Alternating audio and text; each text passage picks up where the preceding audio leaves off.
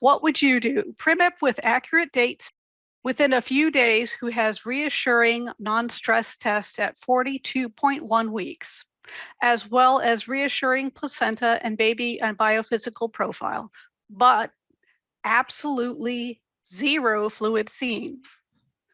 42.2, redo of biophysical profile, and again, mom has hydrated well, but no fluid seen. Baby's kidneys visualized and normal, and baby's bladder contained normal amount of urine.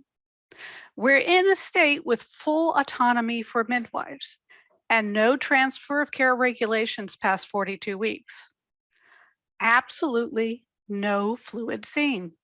What do we truly feel are the risks compared to a woman whose water has been broken?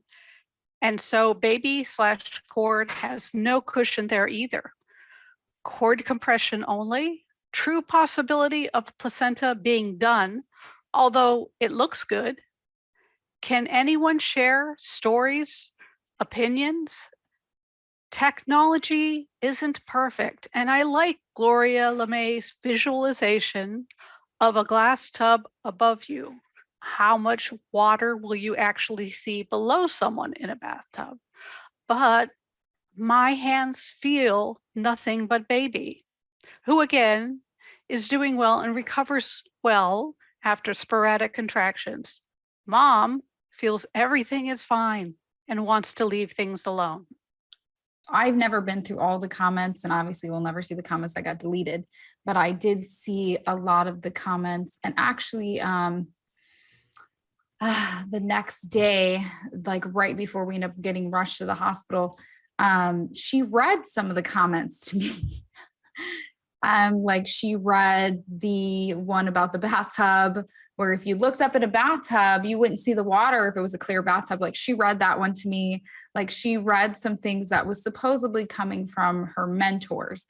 And I had no idea that she had crowdsourced and went to Facebook. Like she'd asked me if she could reach out because she was like, I don't know what's going on. Like she kind of played oblivious to me and just was like, just drink more water. You're dehydrated, that kind of thing.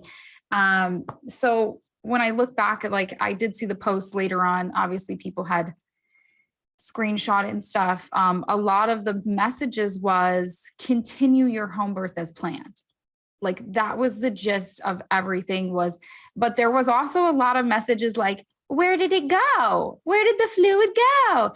And like now, as I know about fluid, because I've learned from medical people and, and other people that read things that's evidence, the fluid starts going down because you're supposed to have your baby. Like you're not going to have like all this fluid.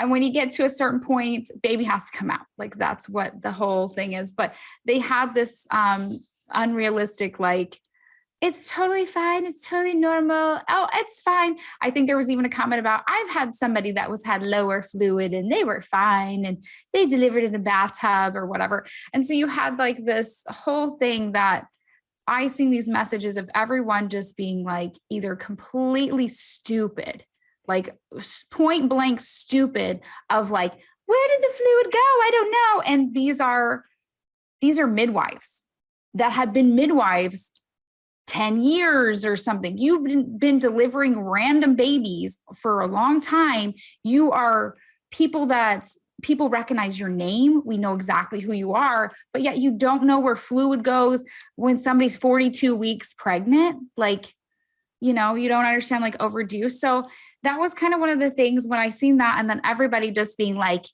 just continue the home birth as planned. Like, it's not a big deal. Just ignore these red flags, throw them out the window, and just have that water birth at home and that kind of thing. And so I did see those messages. And then I did see the messages afterwards. When the comment came up from Jan, I'm pretty sure it was Jan that wrote, baby died or something. Like it was really no remorse, no sympathy, no nothing. It literally was baby died or the baby died. It was something like that. And then people like feeling sorry, but then also seeing down in the messages, oh, that poor midwife. And I'll never forget that. Like no one was concerned about the baby at all. Nobody's concerned about that family, but they're literally being like, that poor midwife, I'm going to light a candle for her. Like literally that's what people were saying afterwards.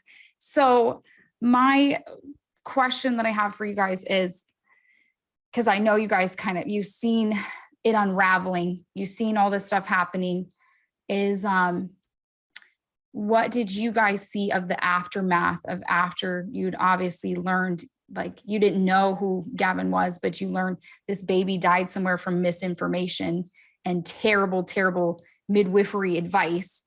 How was the aftermath for you?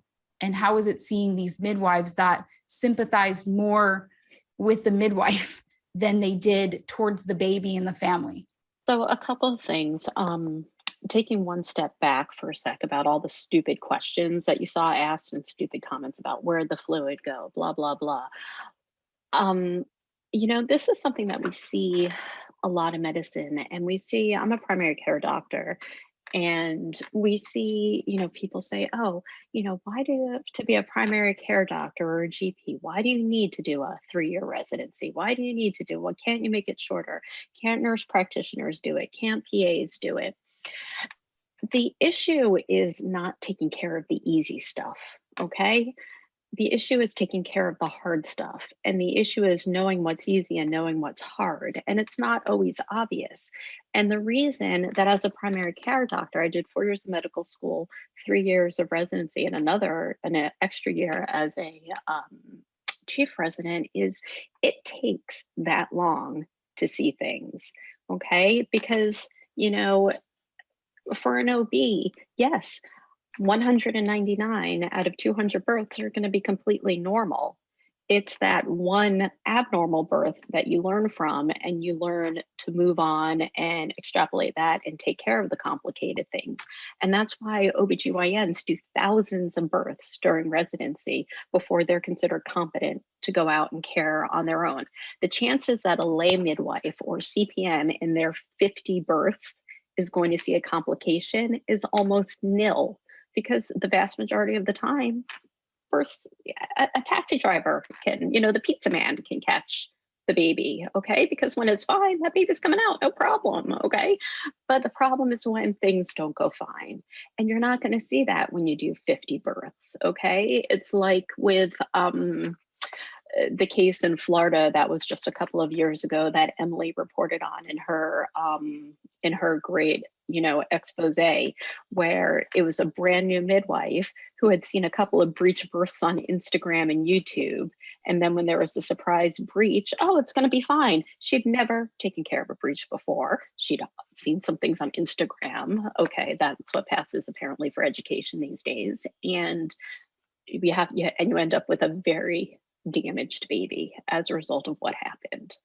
And it's just something to think about. And then kind of going back, sorry, Danielle, to the question that you actually asked about the aftermath. It's, I think once the news got out that Gavin had passed, and you're right, it was this very brief one-liner, very sad news, baby didn't make it. That was it. Like, that was what the post was. Very sad news, baby didn't make it. And that was it. Done. Oh, okay. A baby just died, and that's the response. And once that went out, I think, it was already sort of viral. That's when things really went viral. So that's when you start to get a lot more people coming onto the Facebook post who are actually taking exception to what played out. The problem is it was all after the fact. And there were still so many people defending the midwife. It was unreal how many people continued to dig their heels in, even faced with this horrible outcome, and say, it's fine, some babies just die. And I did see that. And probably one of the comments that bothered me almost the most afterwards was one of the comments of, mothers know, mother's intuition know. She knew her baby was going to die, and that's why she decided not to go to the hospital. She wanted an abortion. Literally, that was one of the comments. And I will never forget that comment, because I was newly grieving, in shock, didn't know what happened to my kid. And I was like, if I wanted abortion, why would I wait till 42 freaking weeks? So like, come on now, like that doesn't make any common sense. And I was like, I wanted my kid, I'm grieving. And you're that disrespectful to the mother that you literally said, mothers, you literally twisted that. Mothers know she knew her baby wasn't going to make it. So she didn't want to go to the hospital. And it's like, yeah.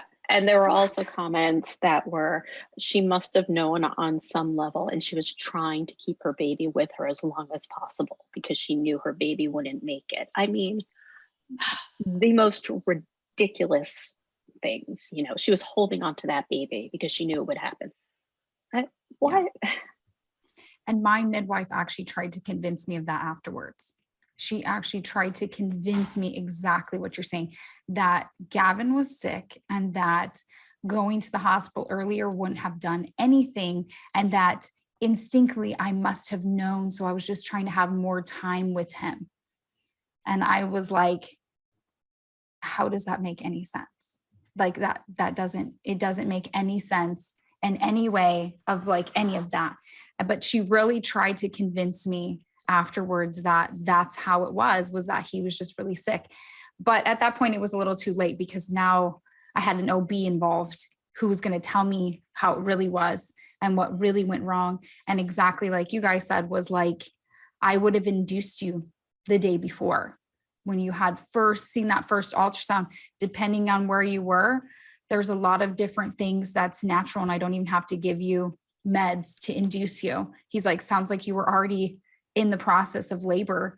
And so this is like medical. And he did all this stuff for the coroner. He did everything with my placenta and everything. And guess what? Baby's healthy. It's in my records.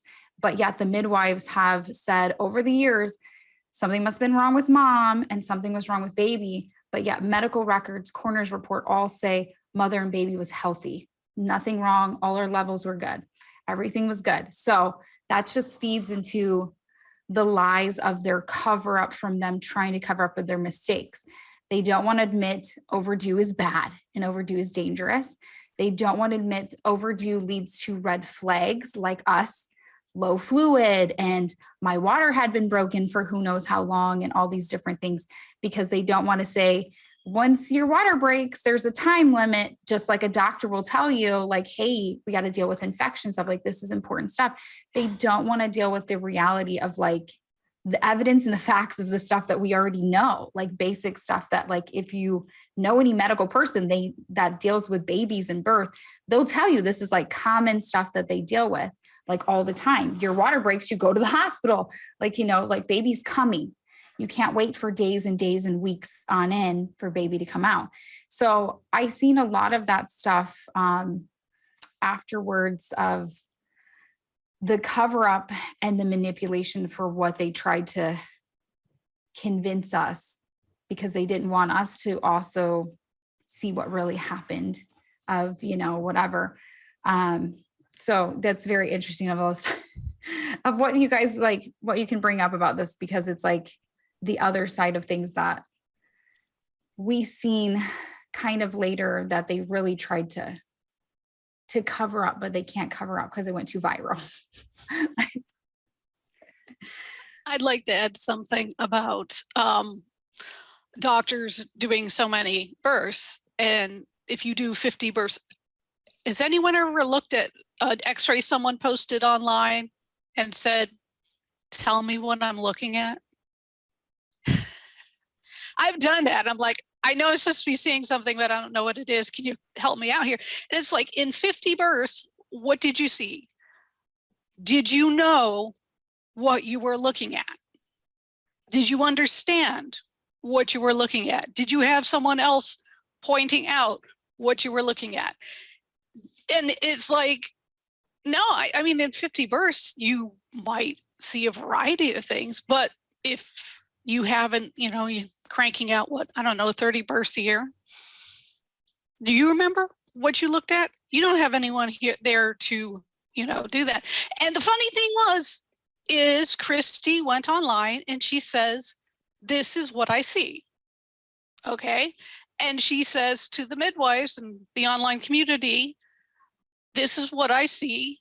And basically, what should I do? And they said the universal home birth mantra, which is, don't go to the hospital. Here's a bunch of stuff you can do as long as it's not the hospital, as long as it doesn't involve doctors, it doesn't involve hospitals, doesn't involve anything. Stay home, stay the course, don't worry. And that was the wrong thing to do. And, you know, I think a first-year resident would say that's the wrong thing to do. I think possibly someone who just finished med school would say that's the wrong thing to do. But all the midwives had the same point of view. And then when we got to the part after, when the baby was dead and the baby has passed, sad news, and then everyone kind of like, you know, shrugged and shuffled their feet and slunk away. And it's like, but you just basically aided and abetted that death. You were complicit. You helped. You did not do the right thing. You did all the wrong things. And then, of course, because of the sisterhood, when someone's like, hey, the midwife was wrong, the midwife shouldn't have done this. Well, obviously they closed ranks and they said, oh, no, it couldn't have been the midwife. It must have been, oh, the mom knew her baby was dying, so reasons. It is like, what? Is this how you console a grieving family? I don't think so. I mean, it's just, it's so mystifying when I first saw it. And then after I figured out what the midwife point of view is, which is basically the midwives are always right, then it makes perfect sense.